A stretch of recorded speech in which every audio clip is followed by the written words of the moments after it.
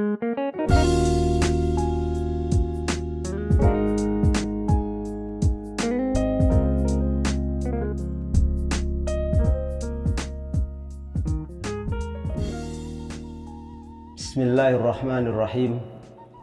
Assalamualaikum warahmatullahi wabarakatuh. Alhamdulillahi haqqa hamdih. Wassalatu wassalamu ala sayyidina Muhammadin nabiyyihi wa rasulih wa alihi wa ashabih, amma ba'du. Saudara-saudaraku kaum muslimin wal muslimat dimanapun berada, yang saya hormati dan semoga dimuliakan Allah subhanahu wa ta'ala. Setelah kita berpikir bagaimana caranya supaya masjid di sekitar kita menjadi masjid yang makmur, kemudian kita telah melakukan sebuah aksi meminta pendapat para tokoh dan saran dari orang-orang yang dianggap pantas untuk diminta sarannya. Maka kemudian langkah kedua, bagaimana caranya supaya kita berbagi ilmu bersama para jamaah semuanya. Tentu yang pertama, ilmu-ilmu yang berkaitan dengan seputar sholat 5 waktu, ilmu-ilmu yang berkaitan dengan toharoh, dengan berwudu, dengan mandi dan sebagainya. Dan yang paling pertama kali, coba beri mereka ilmu bagaimana caranya kalau dia pergi dari rumahnya untuk berangkat ke masjid, apa yang harus ada di dalam hatinya pada saat mereka semua keluar dari rumah dan melangkahkan kakinya untuk datang ke masjid. Maka para ulama, ahli tasawuf atau ahli akhlak, beliau mengajarkan orang yang sedang melangkahkan kakinya untuk datang ke masjid, dia harus pandai menata hatinya. Jangan sampai dia merasa sombong karena menjadi orang yang taat kepada Allah subhanahu wa ta'ala, tetapi justru mintalah kepada Allah, ya Allah, aku datang ke masjid bukan karena ingin disebut orang yang taat kepada Allah, bukan karena untuk merendahkan orang-orang yang saat ini belum juga mau datang ke masjid untuk melaksanakan sholat. Lalu jangan tergesa-gesa melangkahkan kaki datang ke masjid.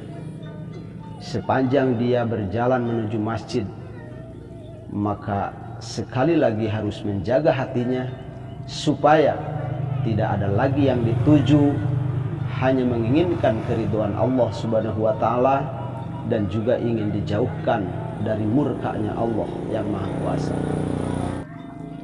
Kemudian setelah sampai di pintu masjid,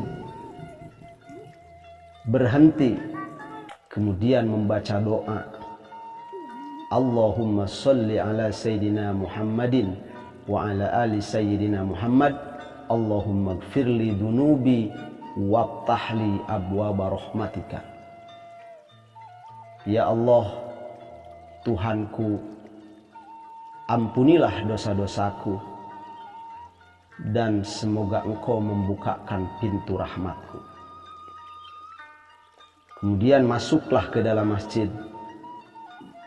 Kalau suasana di masjid itu masih bisa melakukan sholat tahiyat masjid, maka lakukanlah sholat tahiyat masjid. Atau kalau masih bisa melaksanakan sholat qobliyah, lakukan sholat qobliyah. Dan itu menurut salah satu atau sebagian ulama ahli fikih, bila dia melakukan sholat qobliyah maka sama saja atau mendapatkan pahala sholat tahiyat masjidnya. Karena hadis Rasulullah SAW, idza dakhala ahadukumul masjida fala yajlis hatta yusolli rakaatain. bila seseorang masuk masjid maka tak boleh duduk dulu sebelum dia melakukan sholat 2 rakaat. Hadis ini sebetulnya bagi orang yang masuk masjid bukan untuk melaksanakan sholat, maka lakukan dulu sholat tahiyat masjid. Tetapi bagi orang yang datang ke masjidnya justru untuk melaksanakan sholat, maka boleh dia meninggalkan sholat tahiyat masjid, tetapi dia yang pertama kali dilakukannya adalah sholat sunat qobliyah atau sholat sunat rawatib. Maka itu menurut sebagian ulama bisa terbawa sholat tahiyat masjidnya. Setelah melakukan sholat tahiyat masjid, maka tentunya iqomah dikumandangkan, atau setelah mendengar iqomah maka jawablah iqomah itu dengan penuh kekhusyuan, karena sesungguhnya bila orang datang ke masjid rangkaiannya adalah menjawab kalimat-kalimat adzan dikumandangkan dan juga kalimat-kalimat iqomah, maka itu ternyata sangat membantu bagi dia untuk melakukan sholatnya dengan khusyuk. Lalu bagaimana kita sebagai jamaah menjawab kalimat-kalimat iqomah? Dan di sini menurut pengalaman yang saya dapat di lingkungan masyarakat kaum muslimin, justru dalam menjawab iqomah ini masih banyak orang yang belum paham bagaimana caranya menjawab iqomah yang sebenarnya menurut aturan fikih itu. Lamun ngajawab qomat mirip sih, hampir sarua aja ngajawab adzan, tetapi